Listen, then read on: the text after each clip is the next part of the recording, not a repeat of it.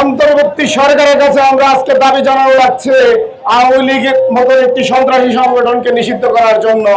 সরকার ইনে বিনে বোঝানোর চেষ্টা করছে আওয়ামী লীগ নিষিদ্ধ করতে নতুন আইন প্রয়োজন, রাজনৈতিক ঐক্যমতের প্রয়োজন।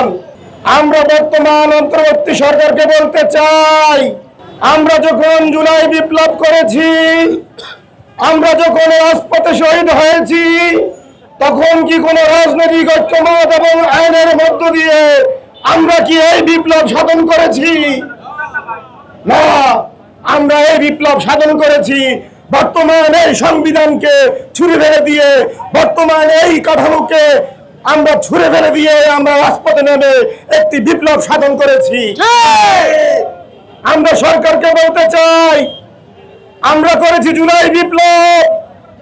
আপনারা এই বিদ্যমান সংবিধানের মধ্যে ঢুকে শপথ নিয়ে আপনারা এটিকে রূপ দিয়েছেন অভ্যুত্থানের। আমরা অভ্যুত্থান করি নাই, আমরা বিপ্লব করেছি।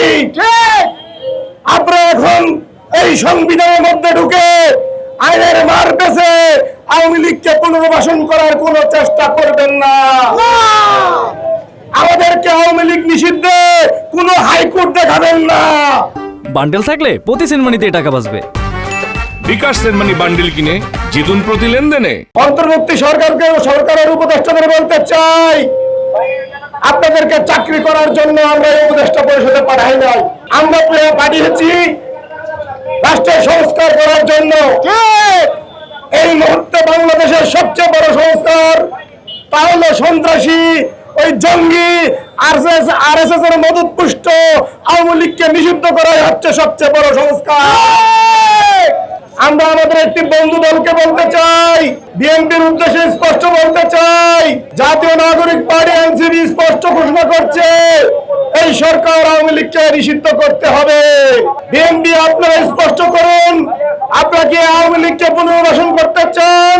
আওয়ামী লীগের সাথে একসাথে রাজনীতি করতে চান, নাকি আপনারা আওয়ামী লীগকে আমাদের মতো নিষিদ্ধ ঘোষণা করতে চান? আমরা বিএনপির কাছে আরো স্পষ্ট জবাব চাই। বিএনপির ভারপ্রাপ্ত চেয়ারম্যান জনাব তারেক রহমান, আপনি বাংলাদেশের প্রত্যেকটি বিষয় নিয়ে কথা বলেন, রাষ্ট্র সংস্কারের 31 দফা নিয়ে কথা বলেন, কিন্তু আপনার মুখ থেকে একবারও বের হয় না আওয়ামী লীগকে নিষিদ্ধ করা হোক। আমরা এই ব্যাপারটি একদম স্পষ্ট আপনার কাছে জানতে চাই। তারেক রহমান, আপনি স্পষ্ট করুন, আপনি আওয়ামী লীগের নিষিদ্ধের পক্ষে নাকি আওয়ামী লীগকে পুনর্বাসনের পক্ষে?